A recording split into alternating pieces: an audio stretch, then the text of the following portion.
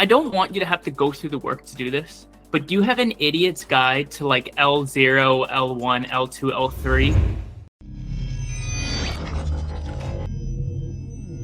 I don't want you to have to go through the work to do this, but do you have an idiot's guide to like L0, L1, L2, L3? Like from someone who, I feel like I'm most of these guys, I used to do Facebook. I used to.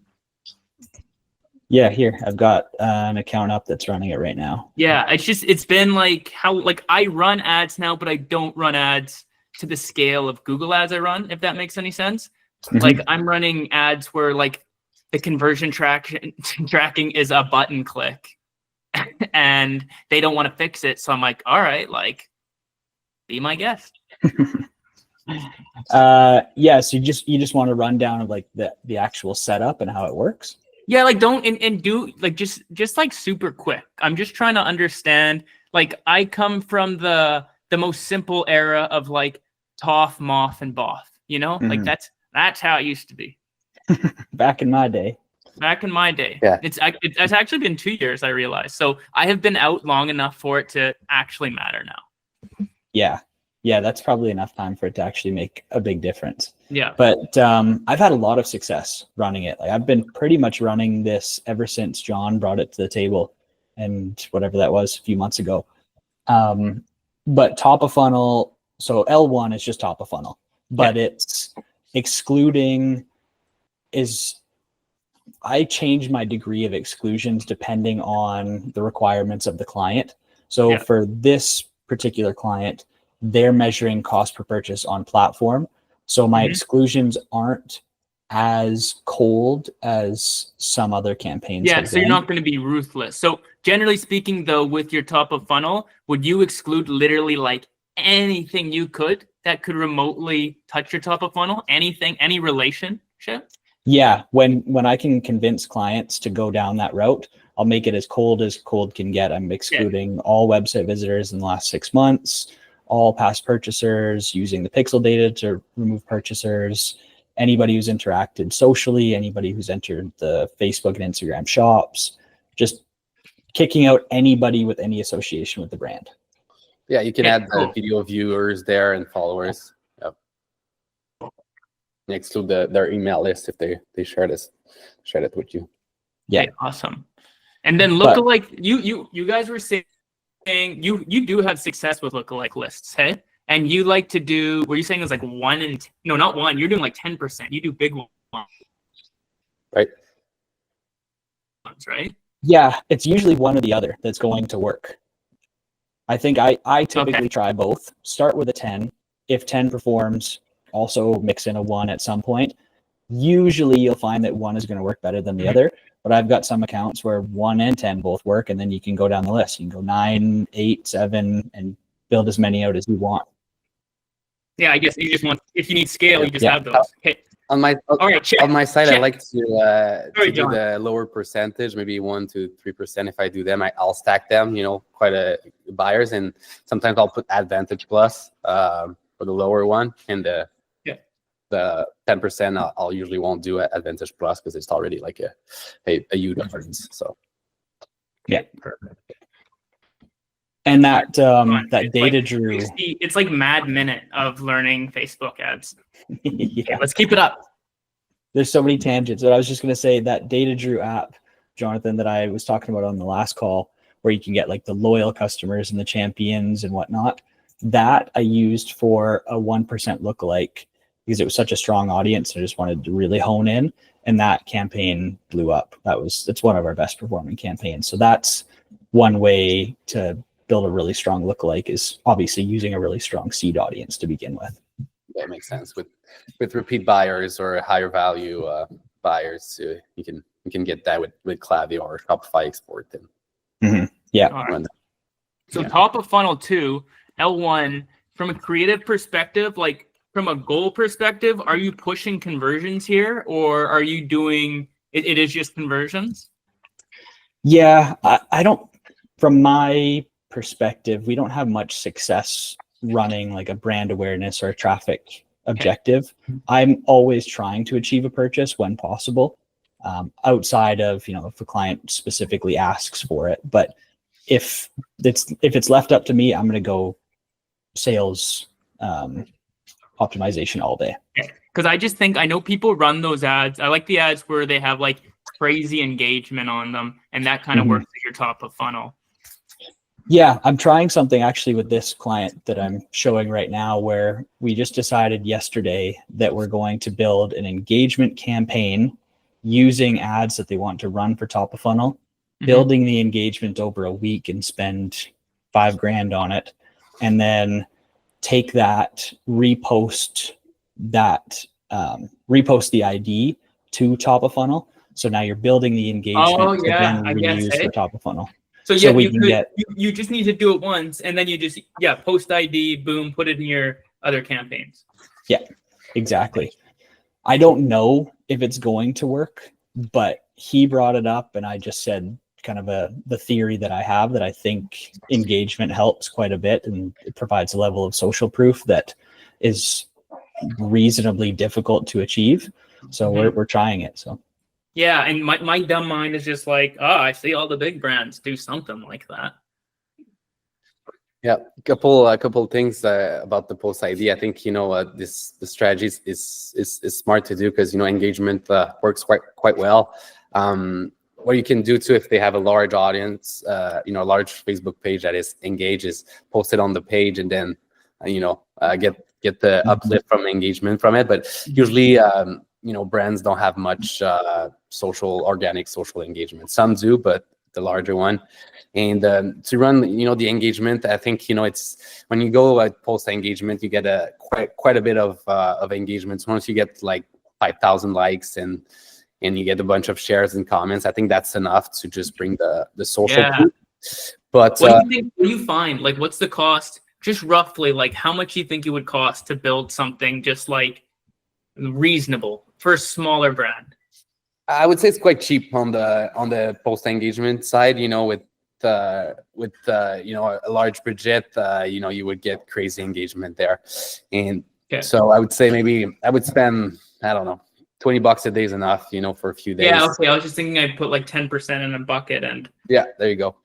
Yeah, but if you really want to go bananas, you can put and go. I'm just inventing a strategy in my mind where I have a campaign that's always just like going to be developing these posts, and then I'm just going to be getting that engagement, and then I flow it into. But I'm imagining people already do that, or if they don't do it, it's because it's stupid.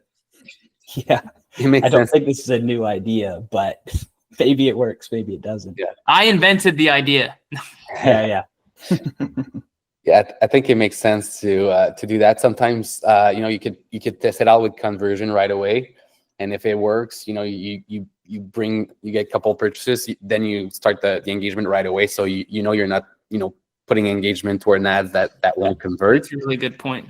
And sometimes too, if you want to build like some common social proof, if they have enough customers, you just get their customers with the engagement with the post ID. So that way, you might get comments of people that say, "Oh, I love it. I bought 3. I buy some every year," or those comments that really help with the social proof and the results. So yeah.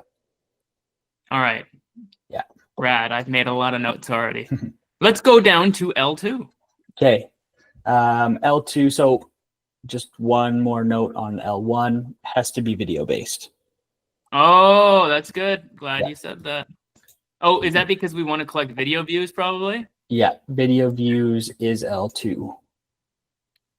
I was on the cusp of knowing how to do Facebook properly. You're there. Just on the cusp, I think.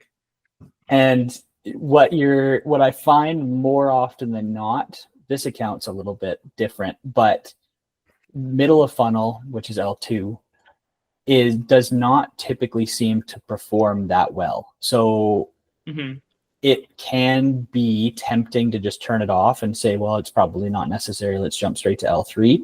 But when I've done that, it does impact L3 sales. So even though L2 might not get the ROAS that you're searching for, or the cost per purchase that you're looking for, just has a lower conversion value, it is necessary because it's that middle stage of the nurturing that we're trying to establish with the structure. So For the most part, I'm using a 25% video view, and I haven't really tested much more than that. I guess it depends on the length of the video, right? If you're going to be showing a minute-long video, 25 seconds is going to be nearly impossible. So you'd want to maybe use like a 3-second video view or something like that, where you're going to get a larger audience. And then watching your frequency here is important.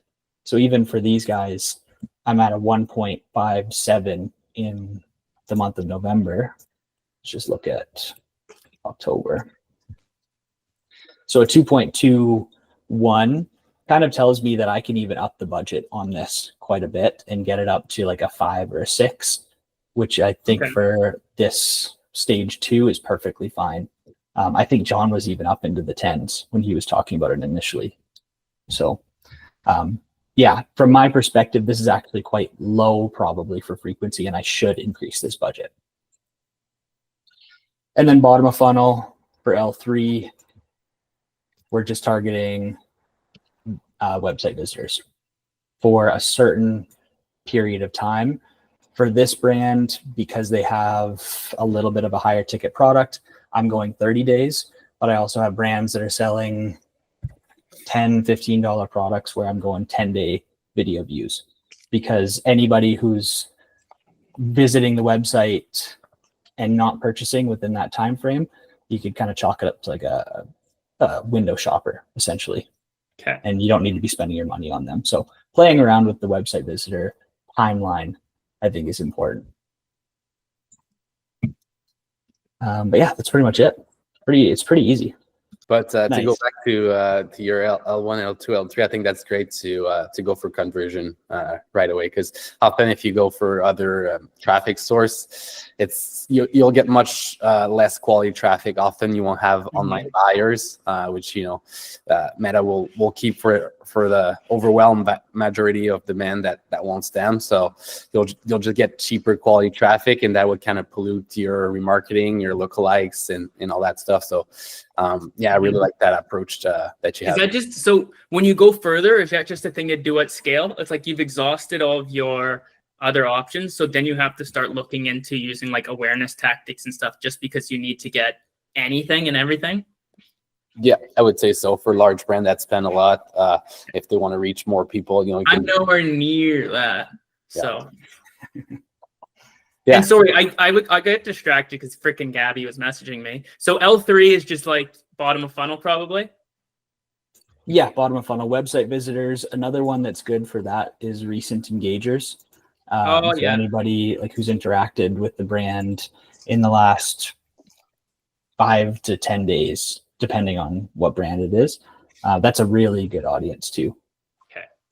I'll chalk that one up to Jonathan. Jonathan's the one that gave me that. Yeah, it's always it usually works if you pair that with the decent creatives. It usually works. I like to do like an hybrid of 3 to 5 days engagers on both Instagram and Facebook, and then website visitors sometimes like 7 to 14 days. I pair both together, and that's usually an easy low hanging. Yeah, that makes sense. You want like the hottest audience who is just looking at that. Okay. I'm just thinking, and it's funny because I'm just trying to get my bite-sized lesson here. Creative standpoint, how does I understand to an extent how messaging changes, but are there any general rules you find from L1, L2 to L3 that you follow? Yes. Actually, I need to grab my phone.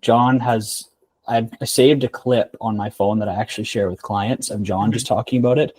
It's the video where he's got the water bottle, but he's like describing how your messaging should change based on the funnel level.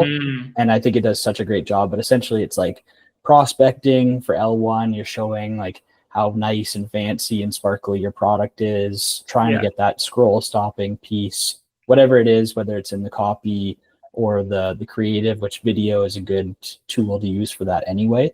So it kind of works out both ways. And then for L2, getting a little bit more salesy with it, because remembering that these people have paid attention to us in some form, but have not visited the website yet. So that's an important piece where they're interested to a degree. So you're giving them more informational content. And then L3, they've now visited the website, have not purchased.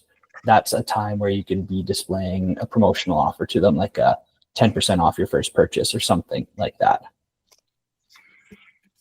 All right, I'm going to go start a Facebook agency. Thanks. Just kidding. Just kidding.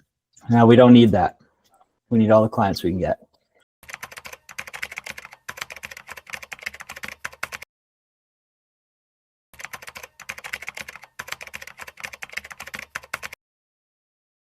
The L0s, this one that you're seeing here, this is our creative testing. This actually has now been migrated over to our main campaign as of the 1st. And this L0 campaign essentially is a CBO open target, customers excluded, no bidder cost cap, maximize